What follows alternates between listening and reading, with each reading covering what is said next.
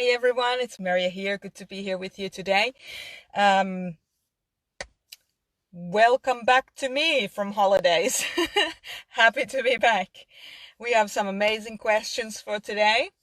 And I just want to say thank you everyone for being such an amazing part of this group. It's been great to just see your input while I've been away, coming back to have, I don't know, 150 notifications from this group alone. I wasn't actually gone all that long, but here we are.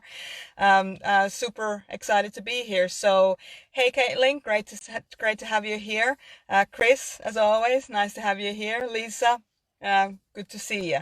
So let's get into it today. So, question number one. What are your top tips for self-care and managing anxiety over the next few months? I listened to your COVID-19 podcast with Shannon Hart and it filled me with hope. I've decided to stay as positive and centered as possible during this crisis and to actually get something out of it if I can.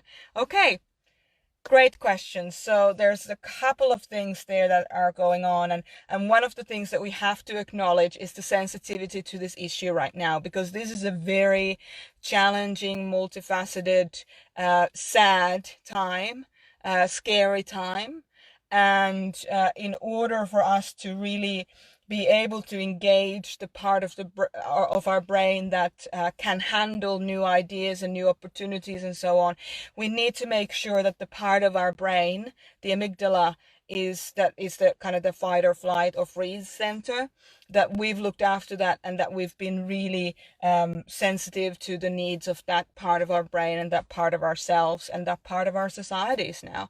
So even though I'll be talking about some positives that can come out of this, what's going on right now, I want to be really clear that I don't take this flippantly. I have never taken any of this flippantly.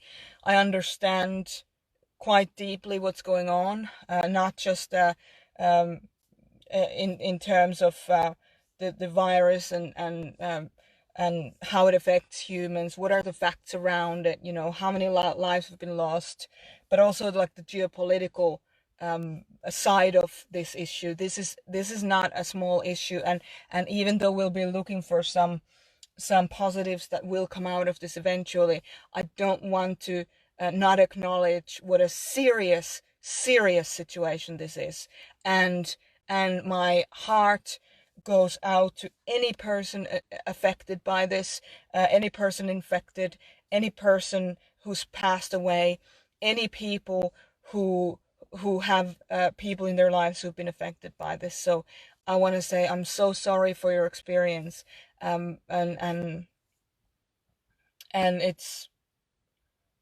it is an unprecedented situation, and it is tough beyond um, what we probably could ever imagine. So, but here we are in the midst of it, and we need to make sure that we're looking after ourselves and we're looking after each other at these times. All right, so a couple of things that will help with the anxiety specifically is number one, focus on the facts.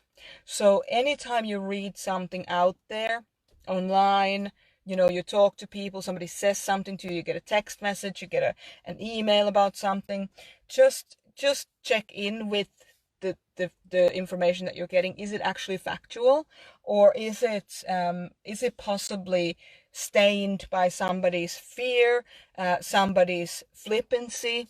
You know, is somebody just completely like in denial about what's happening? Just check the facts around what you're reading, what you're listening, what you're seeing if you're watching videos. Just make sure that you're really focusing on the facts. And also understand that, as I was mentioning before, your brain works in different ways. So your fear center is a different part of your brain than the one that comes up with ideas, than the one that, you know, can reconcile things, the one that can work things out, work things through. So when you're focusing on the facts, please know that if your fear center in your brain is activated, you may think what biased information, information that's biased with your fears or in line with your fears, you may think that that's a fact, but it may not actually be a fact.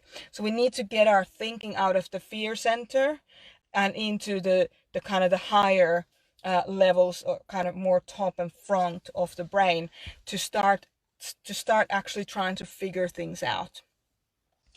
We also need to make sure that we are giving ourselves an opportunity to adjust to all of this pain, to all of this this suffering that's going on, to all the loss that's going on. We can't just go from from one to the other. We can't just go from feeling hopeless into having great ideas about how to get through this better. We need to give ourselves the time to grieve. The world is no longer the way it was 3 months ago, 4 months ago, before this all came to the consciousness. We need to give ourselves an opportunity to grieve that and to understand that emotions are as important as thinking.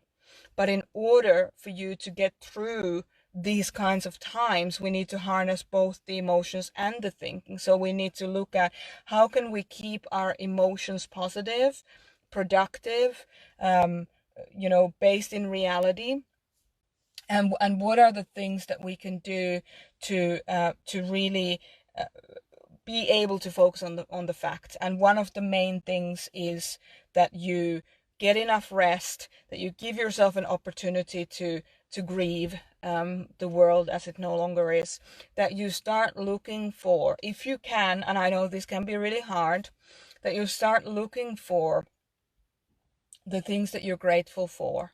So you start listing things that you're grateful for, because that in and of itself invites you away from the amygdala into the more kind of higher levels of consciousness in your brain. So it's so important to understand when you are and are not able to look for opportunities and to look for positives, and honor that. So the next thing I would say is just, if this works for you, this works for me, for example. It may not work for everyone, but if this works for you, use it. Schedule in times in your day, every day, that you do not focus on anything to do with the virus or anything to do with what's going on. That you set times in your day where you just do whatever you did before this all started. So for me, it's like 5 o'clock every morning, I'm writing, except for Thursday. I'm writing. That has nothing to do with the COVID situation or anything like that. I'm writing the book. I'm getting the book done. It's going to be done. Those kinds of things will give you a sense of continuity beyond what's going on right now, which is really important, because right now we are it's exaggerated. The whole situation is exaggerated because it's coming from every direction. We haven't yet hit the top of the curve. We're still in the kind of the really high levels of infection, and it's only going to get worse right now as it is. So this is really this is a difficult time to look forward, because you're so kind of pressed down or compressed down by what is happening and what's going to be happening in the next in the next while in relation to the virus. So we need to make sure that we are booking in times when we're not even thinking about the virus, that we're thinking about, what's going to happen in 6 months' time. I'm going to have this book done. That's fantastic. Things like planning your food, so you don't kind of make everything about this virus, because there's so much more life outside of this virus that we need to recognize. And then when you start to anchor yourself in those kinds of timings where you give yourself an opportunity to focus on the virus, so keep yourself informed about what's going on, but then that's over there. Now over here in my schedule, there is non-virus time. So when you become good at kind of going from one to the other and having those kinds of boundaries with yourself better, then what will happen is that you'll start to feel more creative in the moments when you deliberately don't focus on the virus. So then you start to look for solutions, even maybe to virus related problems. So you start to, really, really see, oh, we could do this, we could do that. So you can start to positively contribute to the virus situation because you've practiced not focusing on it. So I hope that that makes sense. The main thing, what we need to understand in these times is that life is dichotomous. It's not black and white. It's this and then everything in between. It's not we're all well or we're all going to die. It's some people are well, some people are going to die, and then people are going to be sick and so on.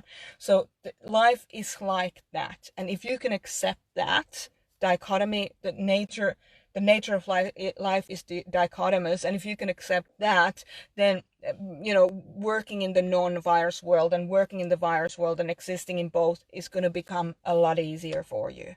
And that in and of itself is going to help you with the anxiety. You'll feel like you have more power over things when you do deliberately take times when you don't look at virus stuff at all. You practice living in the non-virus world and the virus world simultaneously. Okay? So that's what I would respond to that. Was it helpful to hear this? Was this something that spoke to you? If so, I want to hear about it because I want to be able to give you guys content that is actually helpful for you. So please let me know. It's a two-way street.